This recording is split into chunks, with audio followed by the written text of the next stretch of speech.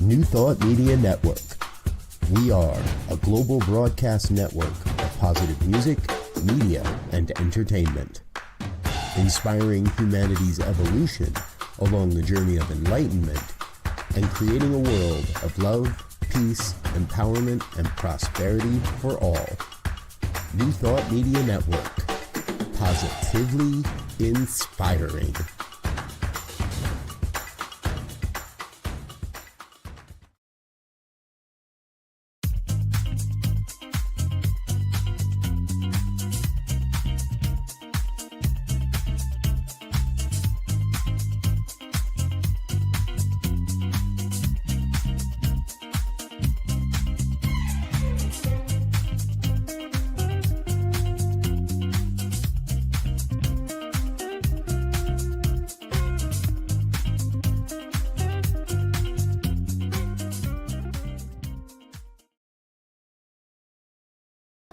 Hey everybody, Tracy Brown here, and we are about 2 minutes late because we had some technical difficulties, but I am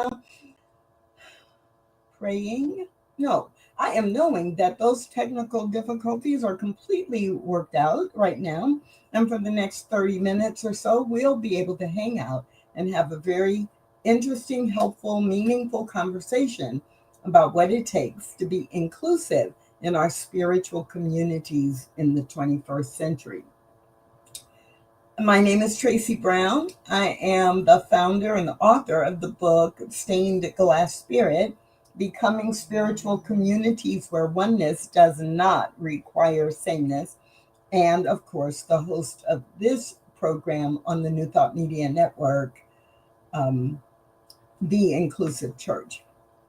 And the idea for this show really came from wanting to go to the next step from the book Stained Glass Spirit, because in the book Stained Glass Spirit, it's about the why. What does it mean to be inclusive? What is the spiritual imperative that requires you to be inclusive? How do you talk about it? How do you frame it or structure your strategy? But then once you've read that, it's like, okay, well, what do I do? What can I try? What kind of conversations might I have with leaders in my community? And so the inclusive church, like once you begin that journey and you are then living into it,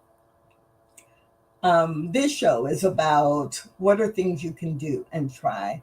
And the next book, which will be coming out soon, in a few months, It's also titled The Inclusive Church. So we every week get a chance to either talk about what people are doing, or like today, when I don't have a featured guest, I think of it as a Toolkit Tuesday, where there's something for you to include in your toolkit, practice if it's already in your toolkit. And the theme or the idea for today is how important it is for you to share your perspective in an inclusive environment.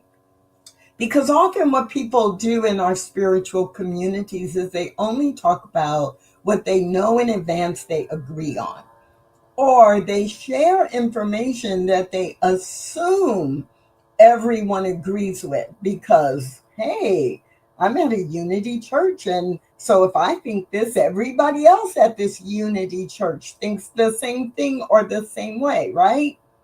Wrong. But because of that, often we think, well, we're being nice if we don't say we have a different perspective or we've had a different experience. Very short story.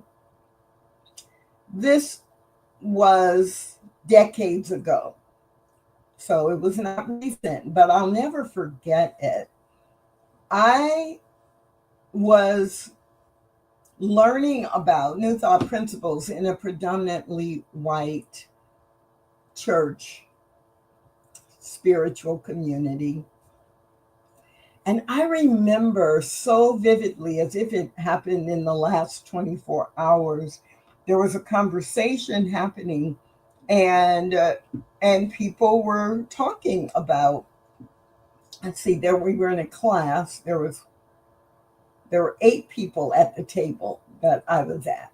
And we were talking about abundance and prosperity. Some of you may know the 4 T's class by Stretton. And we were doing that. And in that particular week, the group I was in, there were 8 of us around the table.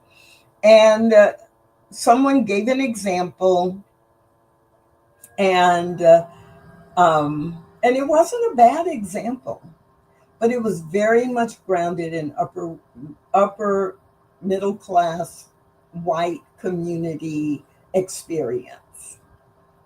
And interestingly enough, I lived in a predominantly white higher middle to upper class community. And of course, I worked with lots of people. So it wasn't about me personally, but I made a comment and I said, wow, that's really interesting. And how do you think that applies to people who live in South Dallas or Oak Cliff? Or do you think that would apply equally to someone who lives in Mesquite or Garland? And I was naming specific areas in town that are either very multicultural or known more as middle class to lower middle class neighborhoods, but working class neighborhoods. And the first person to respond said, well, that's not our problem, right? If they had higher consciousness, then they would be able to do this too. And I thought to myself, ooh, that's pretty judgmental and non-inclusive and disrespectful. But I didn't say anything. And before I could say anything, someone else said, well, we're just talking about spiritual principle here. And it really, we don't want to get bogged down in how different types of people live. And then that's when I realized she was thinking I was just saying Black folks, but in all the areas I named, they were very ethnically mixed neighborhoods. I didn't name the neighborhoods that were predominantly Black. And then another person said, well, let's get back to the subject. And I thought, that's really interesting. It's like they're not even open to another perspective other than the one that they are comfortable with or they have personally experienced. And then without going into a lot more detail, there was one person who came up to me after class that night And she said, I'm really glad that you asked that question because I don't fit in to, I don't fit in with the majority of people who are at our table, but I never feel like I can say that because then they won't accept me. Wow. So I tell or share that story because one of the things that's so important, we get uncomfortable and we think that we can't add a different perspective. We think we just need to be quiet and let whoever's speaking drive the conversation. But if we are really serious about creating an inclusive environment, then we need to share different perspectives. So, for the next 10 or 12 minutes, I'm going to give you some examples because what I've learned over the last 4 or 5 years is that many people think the only way to interrupt or to inject a perspective is to be loud or to be angry or to be judgmental, to make the other person wrong so that you can be right, or to accept their assumption that they are right. And then you just walk away feeling like, well, I'm wrong, or I'm not enough, or it doesn't really matter.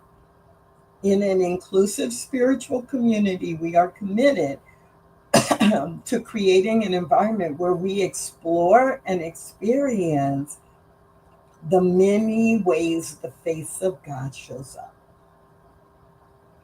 That means that I know and recognize your experience is different from my own, and I'm curious about it.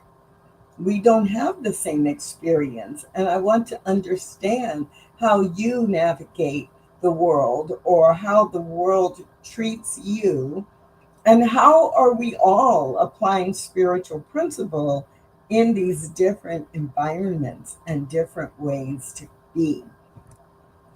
So, the tool part is practicing injecting another perspective or another way of thinking into the conversation. And we don't all have a lot of experience doing that. So, an example.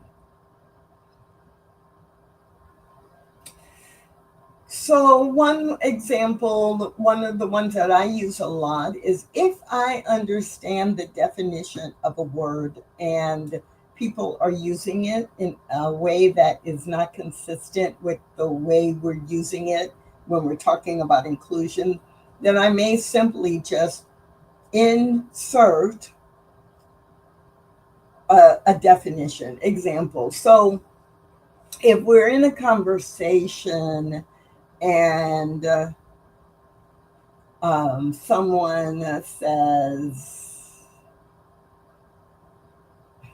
and someone says, well, I don't, they keep talking about white privilege, but I don't have any privilege. I'm white and I've worked hard for everything that I've gotten. And I just am offended when that term is used. And I, I might say, wow, that's really interesting. I'm so glad you said that because when I first heard the word privilege being used in these kind of conversations, I thought the same thing. Like, wow, I've worked hard for everything. I've earned it. It's not a privilege. Like, I earned my college degree. I earned my expertise professionally because I worked really hard. And then when I did more research, I began to understand that in this context, the way privilege is being used is about the unearned benefits that we benefit from because we're part of the group. The norms are set around. And when I began to think of it that way, I was like, oh, so I don't have white privilege, but I may have privilege based on my gender, right?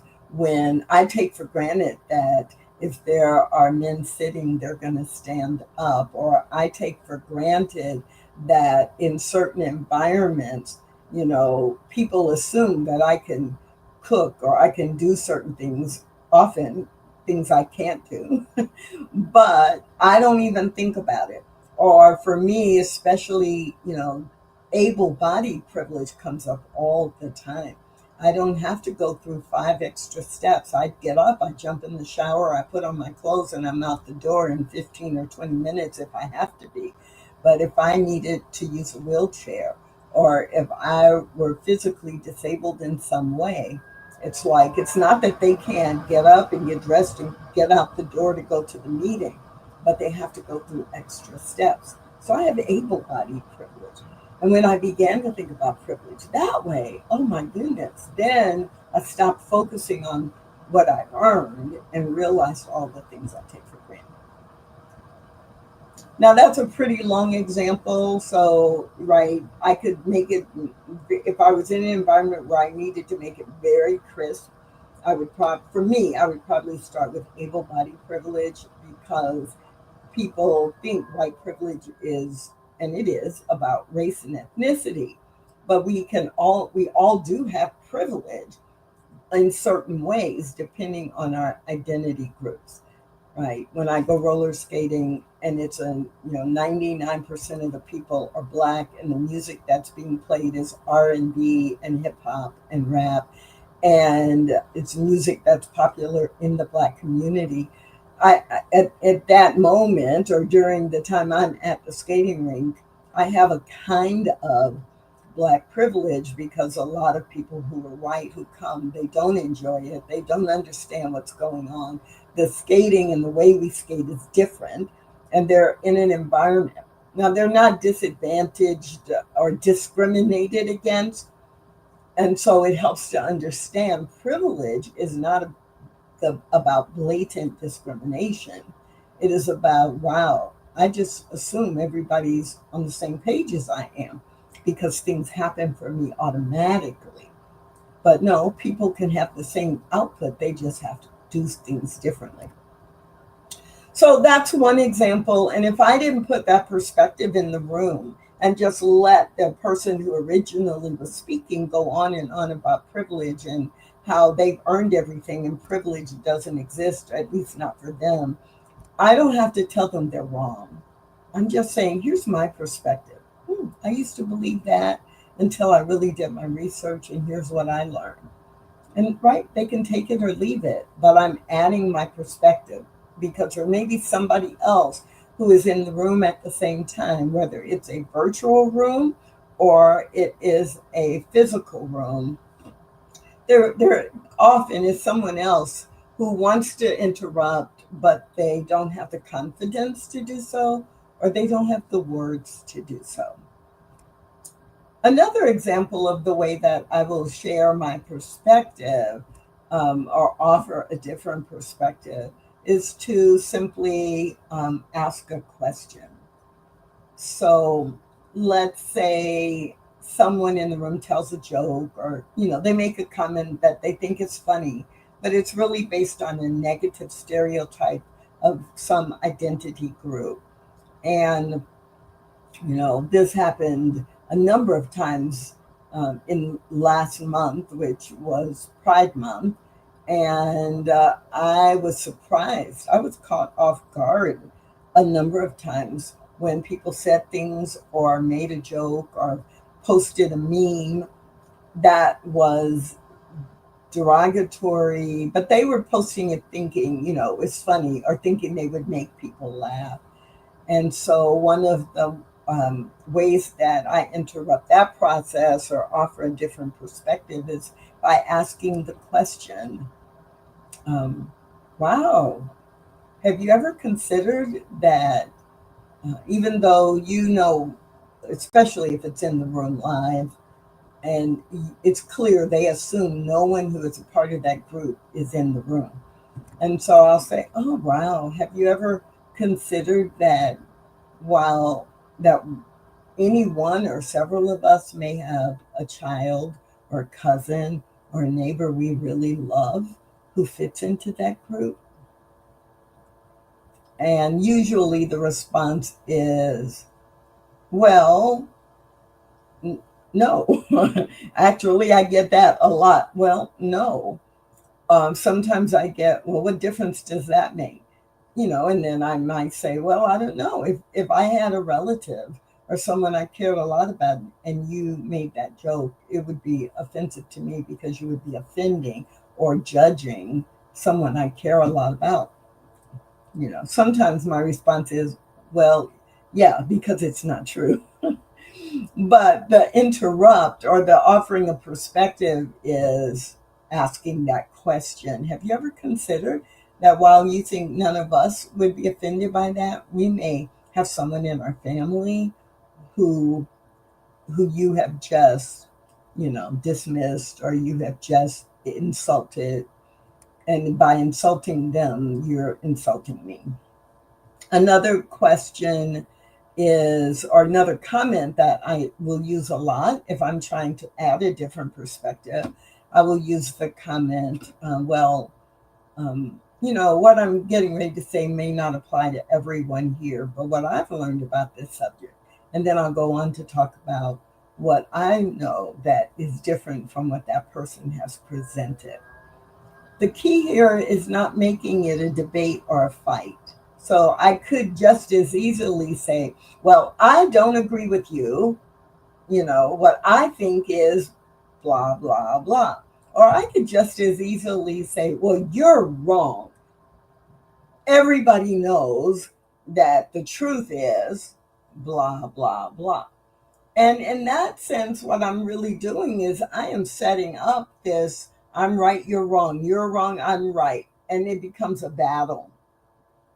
When what I really want to do is I just want to make sure that everybody in the room, or even if it's just the two of us, that they're clear. They're entitled to their perspective. They're entitled to what they believe is right. But they're not entitled to assume that everyone else agrees with them or believes the same thing. And that in itself, in an inclusive church, is important because everyone gets to recognize that they've had different experiences. And in my inclusive spiritual community, if I am able to, then I'm going to either go back to a spiritual principle.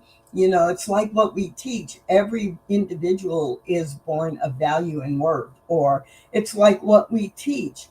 All of us every one of us and all of us collectively are the child or the creation of the Creator, the child of God, or an individualized creation of God. And so there are no mistakes, right? And I can be curious about how other people have experienced the same thing. One more example, and then we'll wind down for today. I will sometimes use, when I'm in a situation like that, I try to remember, right? So if someone is giving a scenario and they're pretty judgmental, I might share my perspective that, I think about that differently. When I'm in a situation like that, I try to remember, right, that everyone is the face of God, or I try to remember that the experience I had growing up affected me in ways that I know, and in some ways I don't know. Or when I'm in a situation like that, I try to remember that I have my preferred solution, but there are 1,000 different solutions in the mind of God, right? So you can use spiritual principle or you can use your personal experience. But the key is, oh, wow, I heard what you said. And when I'm in a situation like that, here's what I keep in mind. So these are helpful because you do want to share your perspective.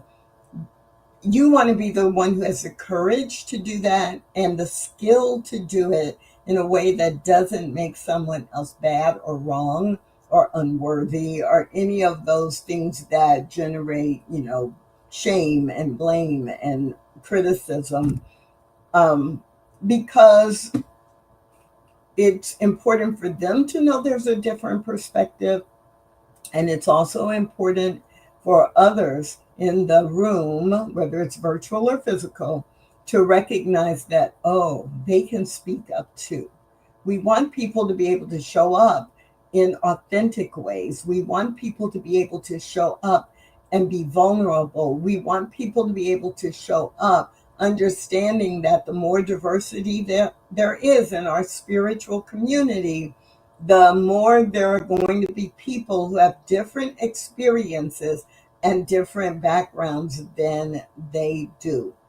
And so what is super, super important as we wind down for this Tuesday toolkit on the inclusive church is to remember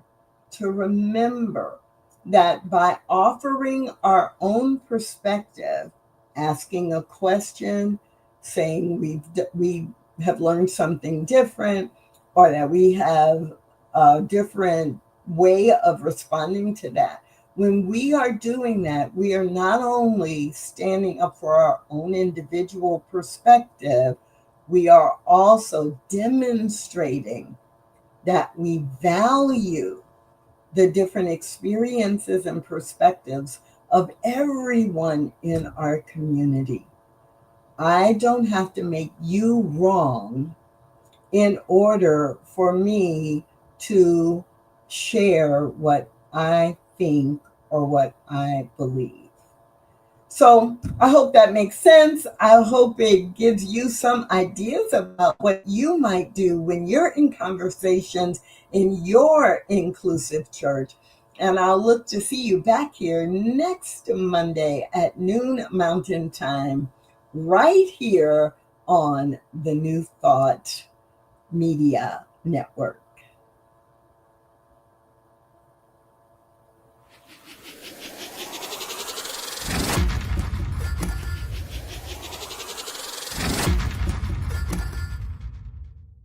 Thanks for watching The Inclusive Church with Tracy Brown. Join us again next week at 12 noon Mountain Time.